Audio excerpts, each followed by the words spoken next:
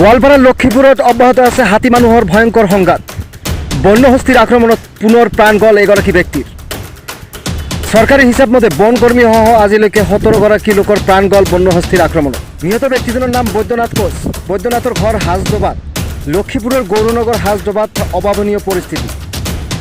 যোৱা নিশা হাতীৰ আক্ৰমণত গুৰুতৰভাৱে আহত হৈছে বৈদ্যনাথ কোচ ওৰফে নাথেং কোচ।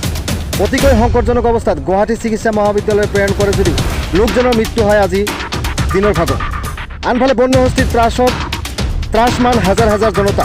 যোৱা নিশাও হাতীয়ে সন্ত্ৰাস চলাই ভাঙি চুৰমাৰ কৰে 20ৰো অধিক বাসগৃহ, বিনষ্ট কৰে মানুহৰ সা সামগ্ৰী, ধান চাউলকে ধৰি খাদ্য সামগ্ৰী বিনষ্ট কৰে। আটাইতকৈ ডাঙৰ কথা হৈছে চলিত সপ্তাহটোৰ ভিতৰতে এই হাতীৰ জাকটোৱে 5জনকৈ লোকৰ প্ৰাণ কাঢ়ি লৈছে।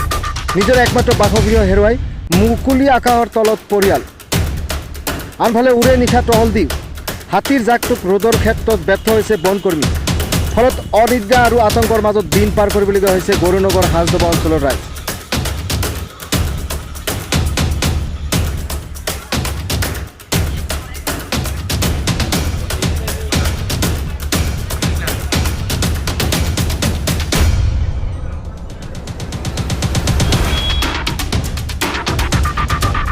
দুৰ্ভাগ্যবশত ৰাতি সন্ধিয়া মানে আমি খবৰ পালোঁ যে এনেকুৱা হাতী ওলাইছে আৰু যিটো আমাৰ লক্ষীপুৰ জলেশ্বৰ ৰোড খলচাপিটা ৰোড, এই ৰোডটোৰ ক্ৰছ কৰি উত্তৰ ছাইডে হাতী সোমাই গৈছে কিছুমান ঘৰত, আৰু ঘৰবিলাকত মানুহ আছিল। সেই সময়তে আছিল তেওঁক ফোন কৰি যেতিয়া মাতিলোঁ, তেওঁ লগে লগে তালৈ আহিল। অহাৰ লগে লগে তেওঁ দেখা পালে যে কিছুমান হাতীয়ে ঘৰৰ ভিতৰত সোমাইছে, বাউণ্ডাৰীৰ ভিতৰত, আৰু কিছুমান গছ গছনি উপদ্ৰৱ কৰি আছে, বেৰা চেৰা ভাঙি আছে। তেতিয়া তেওঁ কেইজনমান গুলি ফুটাৰ পিছত হাতীবিলাক পিছ হুকিবলৈ বাধ্য হ'ল। আমি ৰাতি 11টালৈ তাত থাকিলোঁ, কোনো ধৰণৰ তেনেকুৱা হেৰি নাই। 11টাৰ সময়ত এটা পাৰ্টি আমি গুচি গ'লোঁ আৰু এটা বেটেলিয়ান পাৰ্টি আমি ৰাখি গ'লোঁ যাতে ফাৰ্দাৰ হাতীয়ে অন্যায় কৰিব নোৱাৰে। কিন্তু দুৰ্ভাগ্যবশত ঠিক ৰাস্তাৰ কাষতেই অলপ দ ঠাই আছে, তাত হাতী এজাক আহি এজন মানুহক মাৰিলে নাথ কোচ বুলি মানুহজন, তেওঁক হাতীয়ে গছকি দিলে। তাৰপিছত আমাৰ বনকৰ্মীয়ে তাতে বম ফুটালে, মানে ৰাইফলৰ গুলি ফুটাৰ পিছত হাতীবিলাক অলপ পিছুৱাই গ'ল। তেতিয়া মানুহজনক লৈ আহিল, কিন্তু আধা মৰা অৱস্থাত। অহাৰ লগে লগে ময়ো তাতে স্পটত আহিলোঁ, আমাৰ ৰেঞ্জাৰ চাব আহিল, আৰু বেটেলিয়ান পাৰ্টি লৈ আহিলোঁ ৰাতি 11:30 আহি পেলাই লগে লগে আমি মানুহজনক লক্ষীপুৰত পঠালোঁ। লক্ষীপুৰত ডক্টৰে ক'লে ছাৰ ইয়াত ৰখাৰ সম্ভৱ নাই, গোৱালপাৰাত লৈ গ'ল। গোৱালপাৰা ডক্টৰৰ লগত মোৰ কথা হ'ল, তেওঁক লগে লগে গুৱাহাটী পঠাই দিয়া হ'ল। GMCৰ লগত কথা পাতিলোঁ, তাতে মোৰ ডক্টৰ বন্ধু এজন আছে, তাৰ লগত ৰাতিপুৱা লগে লগে তাক এডমিশ্যন দিলে। এডমিশ্যন দি তেওঁক পৰীক্ষা নিৰীক্ষাৰ কাৰণে লৈ আছিল। ঠিক সেই মুহূৰ্তত তেওঁ হঠাতে এক্সিডেণ্ট হৈ গ'ল। এইটোৱে মেইন কথা যে এতিয়া যেনেদৰে হাতীয়ে আমাৰ জলেশ্বৰ সমষ্টিৰ ৰাইজৰ প্ৰাণ লৈ আছে, এইটো বৰ দুৰ্ভাগ্যজনক। আমি যথা চেষ্টা কৰি আছোঁ, আজি 4 দিনৰ পৰা দিন ৰাতি ৰেঞ্জাৰৰ লগত, ফৰেষ্টাৰ লগত আমি দিন ৰাতি লাগি আছোঁ। এইটো ৰাইজেও গম পায়, আপোনালোকেও গম পায়, কিন্তু আমি একো কৰিব নোৱাৰে। সেইকাৰণে অসমৰ মাননীয় মুখ্যমন্ত্ৰীক অনুৰোধ জনাইছোঁ যে তেওঁ অতি সোনকালে কিবা এটা ব্যৱস্থা কৰক। কিবা এটা যদি ব্যৱস্থা নকৰে, এটা উন্নত ধৰণৰ কিবা এটা ব্যৱস্থা কৰি এই হাতীবিলাক ইয়াৰ পৰা নিব লাগে।